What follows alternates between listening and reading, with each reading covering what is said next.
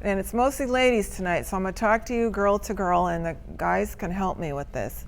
Ladies, you're going to have to learn to approach men.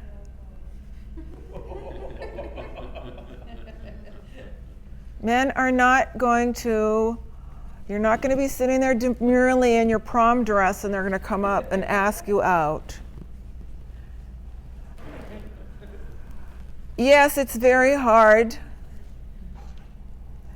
But that's why I put universally social first, because if we're hitting on men, they don't like it, just like we don't like to get hit on. But if we're being a friendly person, and in the course of our being friendly, there's a guy there and we be friendly with him too, this is how you start to break this barrier. Yes, I was taught just as much as you, men don't want to be approached. But I have taught men now. I teach dating skills to men. I go teach pickup artists. Men are scared. And if they're attracted to you, they're even more scared. The whole idea that I'm taught, and I still look back at I still have dating books that I read and I go, because it teaches us that if men are really attracted to you, they will come up and talk to you. You know which guys will? Players. Players are the only one who will do that. Nice guys, the kind of guy you want to meet, are quaking in their boots when they see you because you're so beautiful.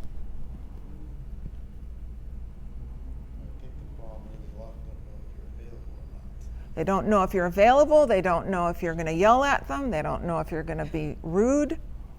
Every man has been shot down, right, guys? Every man has had some woman be rude when you just trying to be friendly. Look back and think how many times I was like, get out of here. To some guy just trying to be friendly. I don't want to talk to you. So how do you approach? You be friendly. Ask a question that's common with the area around you. Look for what you have in common.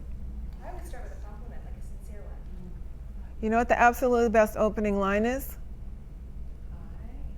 Hi. Hi. That's the best opening line. Hi. Hi.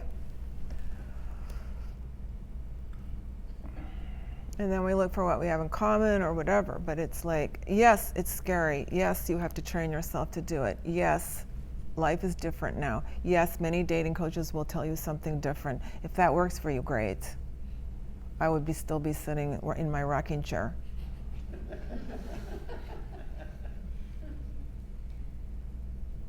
So it also is about growing ourselves up as women too, because we have this little princess fantasy from childhood that I carried with me too. And at certain times it raises its memory of we're this princess and we don't have to do anything, we're just Sleeping Beauty, and the guy comes and wakes us up. And we live happily ever after. And I haven't really read many romance novels, but I believe that's kind of the premise of romance novels, except he drives a Ferrari. But this passivity that we're taught in love is really working against us. That, to me, was a patriarchal myth so that men got to choose and women didn't get to choose.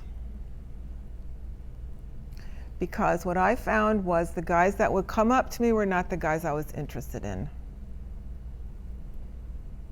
I want to choose. I don't want to sit and wait, just be chosen by the men that decide to talk to me. Nothing wrong with those guys, but they are not often of my choosing. So are we the kind of women who are going to participate and choose the men we want to be with? We don't always get to be with the ones we choose. Sometimes we do.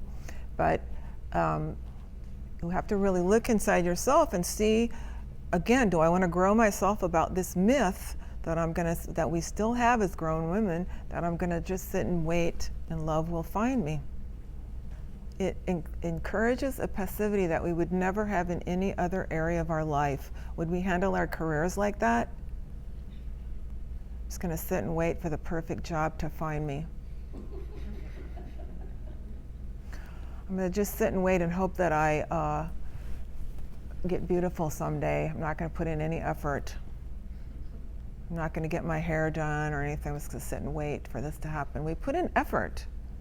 We put in effort for anything worth having. So I believe part of this becoming universally social and approaching men is really important.